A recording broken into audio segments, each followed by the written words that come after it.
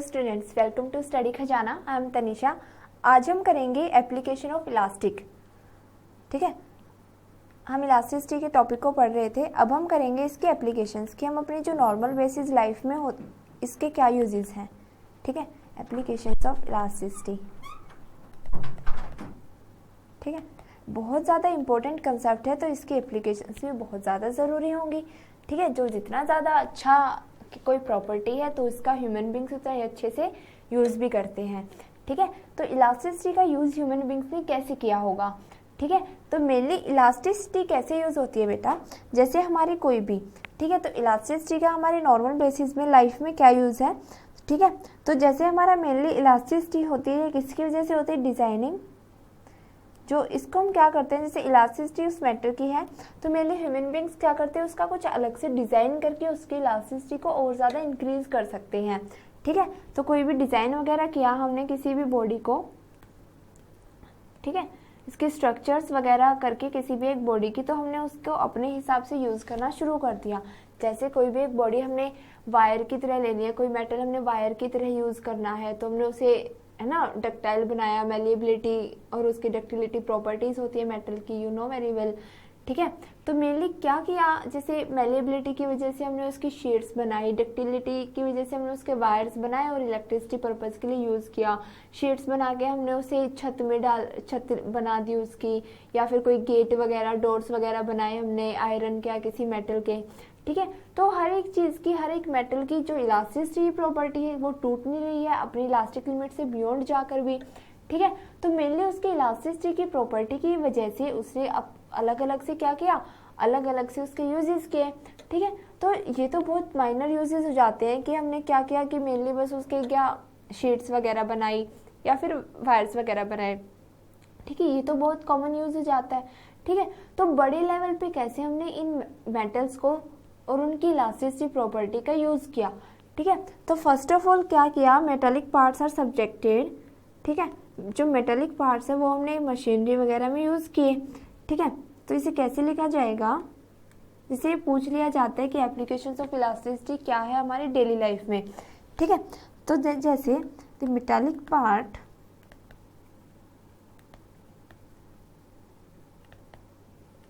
Of machinery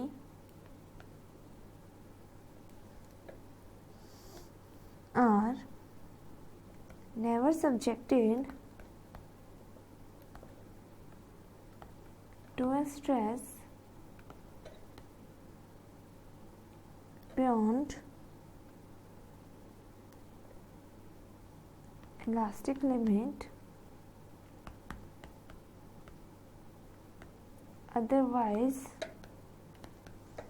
it will get permanently deformed। ठीक है, जैसे कोई भी हमने बॉडी ली, उसके मेटालिक पार्ट से किसी भी मशीनरी के, उसे हम सब्जेक्ट नहीं करेंगे, उस पर हम फोर्स नहीं लगाएंगे। Never subjected to a stress, it means हम उस पर कोई डिफॉर्मिंग फोर्स नहीं लगाएंगे बियॉन्ड इट्स इलास्टिक लिमिट। अगर हम इलास्टिक लिमिट से ज़्यादा स्ट्रेस लगा देते तो क्या हो जाती है, परमानेंटली डिफॉर्म्ड। ठीक है, तो मेनली परमानेंटली डिफॉर्मेशन हो जाती है इसमें। ठीक है, तो ये तो हमारी इंपॉर्टेंट एप्लीकेशन है कि हमें स्ट्रेस नहीं लगाना चाहिए। ठीक है, तो इसके बाद हम क्या करेंगे, जैसे हमारा यूज़ हुआ तो आपने देखा होगा बेटा, जैसे क्रेन वगैरह होती है ना, कि क्रेन्स होती हैं, वे क्या लेते हैं, बहुत ज़्यादा हैवी लोड उठाती हैं। ठीक है, मेनली वो खुदाई में, माइनिंग वगैरह में काम आती है। तो आपको पता है रॉक्स वगैरह की माइनिंग करें तो उन्हें पत्थर वगैरह उठाने पड़ते हैं भारी भारी, तो भारी भारी पत्थरों में बहुत ज़्यादा वेट हो जाता है। ठीक है, बहुत ज़्यादा वेट होने के कारण वो टूट भी सकती है। जो क्रेन का आगे ऐसे हैंडल होता है जिससे वो ऐसे यहाँ से उठाती हैं, ठीक है, इसमें ऐसे वो स्टोर करके इसमें ले जाती है और दूसरी जगह रख देती है। ठीक है, तो जो ये हैंडल होता है इट कैन बी ब्रोकन, ये टूट भी सकता है। ठीक है, बट टूटता नहीं है। ठीक है, तो मेनली हम इसमें क्या लेते हैं बेटा, इसमें हम ये केस लेते हैं कि मेनली हम जो लेंगे उसे बहुत ज़्यादा भारी चेन से बनाएं। ठीक है, बहुत ज़्यादा मेटल उसमें हम यूज़ करें, बहुत ज़्यादा आयरन उसमें यूज़ करें। क्यों, ताकि वो जल्दी से टूटे ना और हमारा सेफ्टी फैक्टर जो हो जाए वो इंक्रीज़ हो जाए। सेफ्टी फैक्टर आपको पता है कि हम अपनी ओर से अपना 100% लेके चले ताकि हमें नुकसान ना हो। ठीक है, तो सेफ्टी फैक्टर वो होता है। ठीक है, तो मेनली मेटालिक रोप जो हमारी होती है क्रेन वगैरह की, मेटालिक रोप हम उसे बहुत ज़्यादा हैवी लेते हैं, क्यों? ताकि वो टूटे नहीं और हमारा काम एक लॉन्गर टाइम तक करते रहे। ठीक है, तो जो इसकी एप्लीकेशन है, we can write it the thickness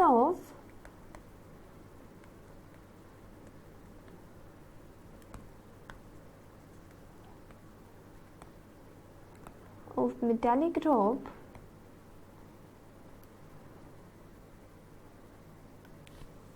used in the crane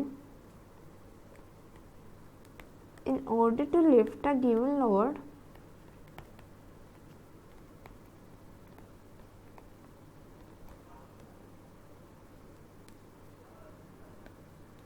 is decided from the knowledge of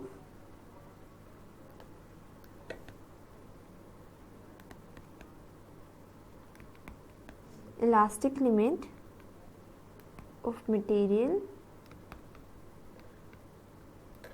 of the rope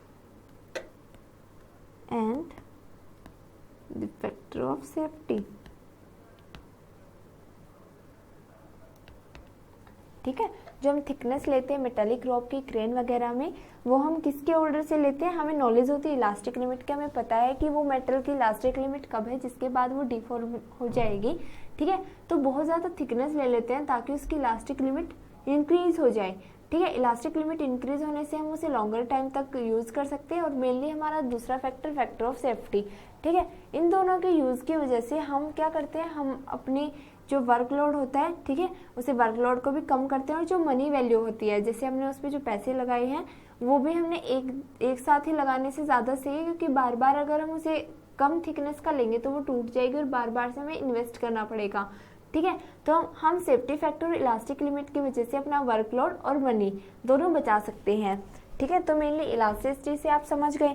ठीक है, तो इसमें ना एक छोटा सा आप एग्जाम्पल के थ्रू भी ले सकते हो। ठीक है, तो कई बार इसे पूछ भी लिया जाता है एग्जाम्पल भी। ठीक है, तो इसे कैसे लोगे आप? जैसे आपको कोई एक लोड उठाना है 10⁴। ठीक है, 10⁴ kg, दैट इज आपको 10,000 किलो तक का कोई लोड उठाना है, कोई वेट क्रेन के थ्रू उठाना है। तो इसमें पूछ रखा है जो हमारी रोप होगी मेनली, ठीक है, जो मेटालिक रोप्स होंगी, उनकी रेडियस कितनी होनी चाहिए, उनकी थिकनेस कितनी होनी चाहिए मेनली।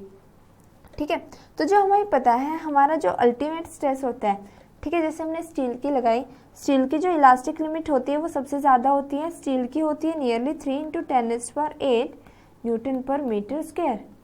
ठीक है, जो स्ट्रेस होता है स्टील के लिए वो होता है ये।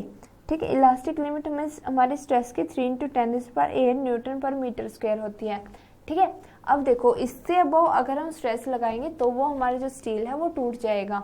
ठीक है, तो इसलिए मेनली हम स्टील बहुत ज़्यादा अपनी जो मेटालिक हमारी एप्लीकेशंस होती हैं उनमें हम सबसे ज़्यादा स्टील यूज़ करते हैं, क्योंकि इसकी इलास्टिसिटी सबसे ज़्यादा है और ये जल्दी से डिफॉर्म नहीं हो पाएंगी। ठीक है, तो मेनली क्या है हमारा, जैसे स्टील है, स्टील में हम क्या करेंगे, जैसे हमारा कोई भी अल्टीमेट स्ट्रेस है, इसका बहुत ज़्यादा स्टील की हमने रॉप ली, तो इसका ultimate stress of rope will B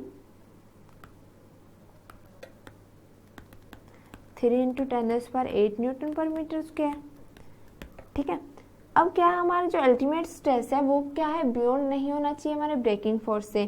ठीक है, नॉट इंक्रीज बियॉन्ड, जो अल्टीमेट स्ट्रेस है वो हमारा इंक्रीज नहीं होगा किससे, ब्रेकिंग फोर्स से।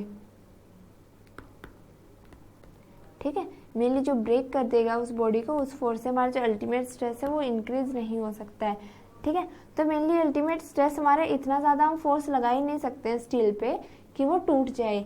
ठीक है, क्योंकि 3 × 10⁸ इज अ ह्यूज वैल्यू। ठीक है, it is a bigger value.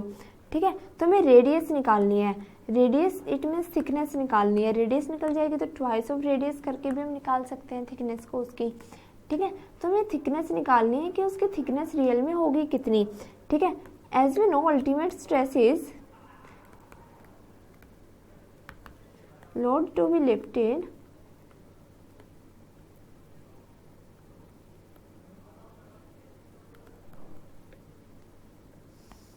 Upon area of cross section of rope. ठीक है, अब area of cross section of rope will be pi r square. Load lift करना में 10⁻⁴ kg and ultimate stress is 3 × 10⁸ newton per metre square. ठीक है, तो here we can calculate r from here by putting all the values. तो यहाँ से हम कैसे करेंगे, 3 × 10⁸ will be equals to 10⁻⁴ upon pi multiply by r square. ठीक है, तो यहाँ से जब हम आर स्क्वायर की वैल्यू निकालेंगे, it will be 10⁻⁴ divided by 22 upon 7 multiply by 3 × 10⁸। ठीक है, तो यहाँ से जब हम इसे कैलकुलेट करेंगे, एज वी नो mg होता है हमारा फोर्स जो होता है ये। ठीक है, load will be lifted is mg। ठीक है, तो मेनली mg होता है, दिस इज m, तो g से ही मल्टीप्लाई करेंगे अगर हमने g ली है 10। ठीक है, तो r square will be 10⁻⁵ upon 22 multiply by 7 multiply by 3 × 10⁸। ठीक है, ये कट जाएगा, तो r square will be 7 × 10⁻³ upon 22 multiply by 3। ठीक है, और जो आर की वैल्यू हो जाएगी वो हो जाएगी इसकी 1/2। ठीक है, after calculating this we will get 0.010 metre. ठीक है, it means r is equals to 1.03 centimetre. ठीक है, तो जितनी जो हमें यूज़ करनी है, ठीक है, तो मेनली जो हमें यूज़ करनी है, जिस थिकनेस की हमें रॉप चाहिए, ठीक है, ताकि वो टूटे नहीं, तो उसकी थिकनेस कितनी होनी चाहिए, 1.03 मीटर।